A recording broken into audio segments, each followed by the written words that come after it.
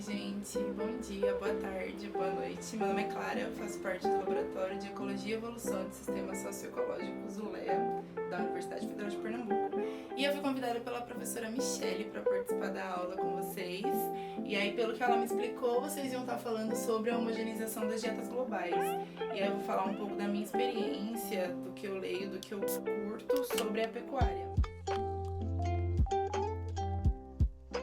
E aí, eu vejo uma homogeneização das dietas globais, eu consigo compreender um início mais específico no finalzinho da Segunda Revolução Mundial, quando eles deram uma visão reducionista para a zootecnia, focando só no aumento da produção, focando mais na exploração de todos os potenciais biológicos, tanto dos animais quanto das pastagens. Só que aí, em todo esse processo, acaba esquecendo da dimensão humana, porque ela faz parte de um manejo animal, então tem que ter essa relação para conseguir compreender toda a prática produtiva. E aí, compreendendo essa dimensão humana envolvida dentro dos processos de manejo, a gente pode pensar na etnozootecnia, que seria um conjunto de estudos interdisciplinares podendo envolver nutrição, economia, genética, ecologia, fisiologia, de tentar compreender como a partir de atributos humanos a gente consegue identificar e classificar tipos de raças animais, locais e práticas de manejo, e compreendendo que são influenciadas por essas características e desejos e situações humanas,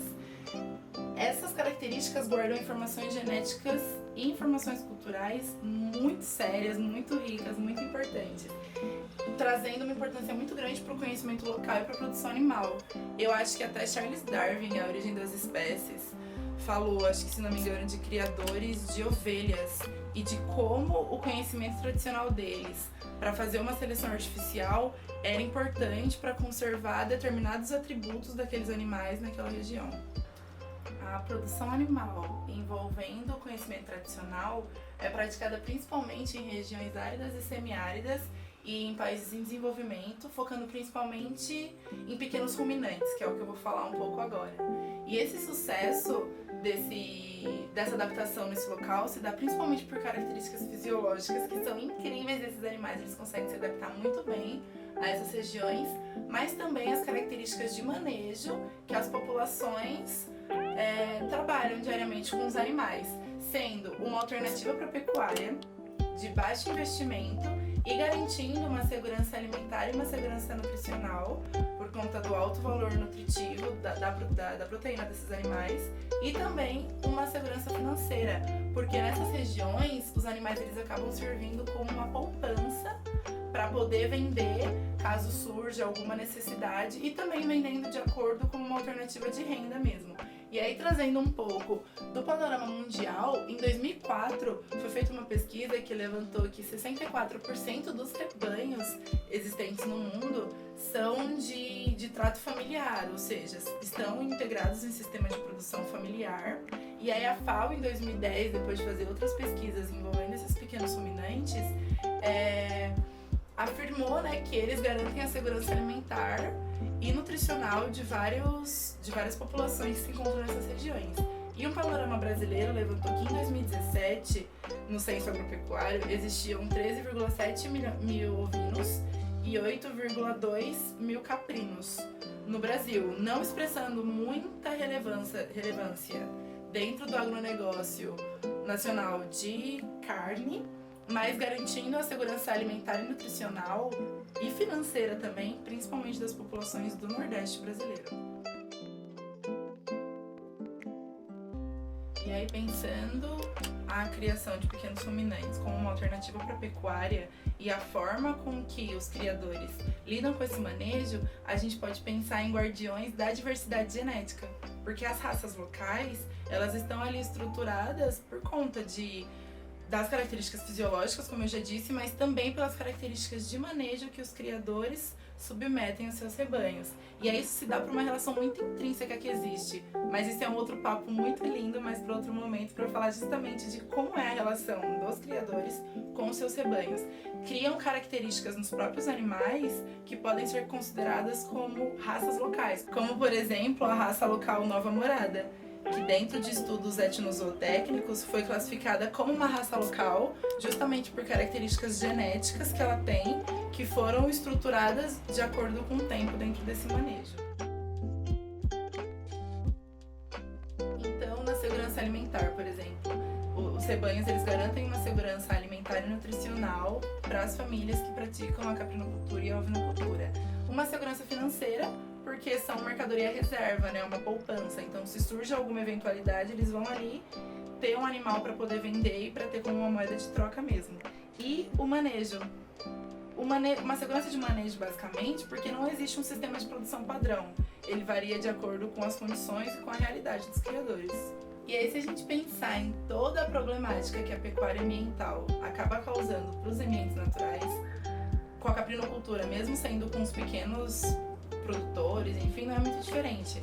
A introdução de herbívoros em ambientes naturais causa alteração na vegetação, principalmente a nível estrutural e a nível de composição da vegetação, afetando toda a biodiversidade, as funções ecossistêmicas e enfim. Então, pensar em como essa prática está sendo feita nesses ambientes naturais é importante justamente para conseguir que esses pequenos produtores, através de um tipo de manejo adequado e sustentável e rentável, consiga garantir a segurança alimentar e a segurança financeira. E aí foi partindo dessas inquietações que eu fiz o meu projeto de iniciação científica lá no laboratório, que foi feito lá no Parque Nacional do Catimbau com os caprinocultores. E aí esse projeto de iniciação científica a gente desenvolveu lá no Parque Nacional do Catimbau, que é localizado no estado de Pernambuco, dentro do domínio Caatinga. Ele é classificado como uma unidade de conservação, de proteção integral, dentro das unidades de conservação, né? E aí, lá dentro do Parque Nacional, a gente conseguiu informações de 30 rebanhos que variaram de 3 a 150 cabeças, ou seja, a gente conseguiu conversar com 30 criadores. E aí a gente observou que eles praticam o método na solta. O que motiva a criação, principalmente, é a poupança, não é uma perspectiva mercadológica, garantindo a segurança alimentar e nutricional para essas famílias. A gente observar que essa criação lá no Parque Nacional do Catimbau desempenha um papel econômico, cultural e nutricional significativo, porque eles praticam porque gostam. E aí, quando a professora Michele entrou em contato comigo, eu entrei em contato com 3 criadores lá do Catimbau, de Floresta, de Oricuri, que são outras regiões de Pernambuco, para tentar entender como que estava sendo essa relação da criação e da produção nesse período de pandemia. E, gente, uma coisa muito interessante que eles falaram para mim é que a procura aumentou muito. Ou seja, os pequenos centrinhos urbanos que existem ao redor dessas criações começaram a procurá-los, porque a gente sabe que o preço da carne tá caro pra caramba no mercado, né? E aí, aumentando a procura dessa carne, óbvio que eles vão querer responder a essa procura. Então, eles já estão pensando em aumentar o número de cabeças por rebanho. Só que daí a gente consegue pensar as inúmeras consequências ambientais que isso pode ter, e inclusive consequências sociais mesmo, porque a gente precisa pensar em cooperativas para garantir toda essa diversidade genética que existe. A gente precisa pensar em manejos minimamente estruturados ou então registrados. E aí acho que fica um pouco do convite da reflexão para vocês, enquanto nutricionistas, futuros nutricionistas, enfim, de qual está sendo realmente essa extensão rural que esses criadores estão tendo, como que eles estão vivendo nesse período de pandemia e como esse recurso genético, principalmente, que são as raças locais e o tipo de manejo tradicional, está sendo assegurado. Então é isso, gente. Obrigada pelo convite. Foi massa aí tentar passar essa visão para vocês, né? Qualquer coisa, vocês podem entrar em contato. Vou deixar o contato em algum lugar. Obrigada, professora Michele, pelo convite. Qualquer coisa, tamo aí. Se cuidem, gente. Usem máscara. Não saiam de casa. Na medida do possível, é claro. E é isso. Obrigada.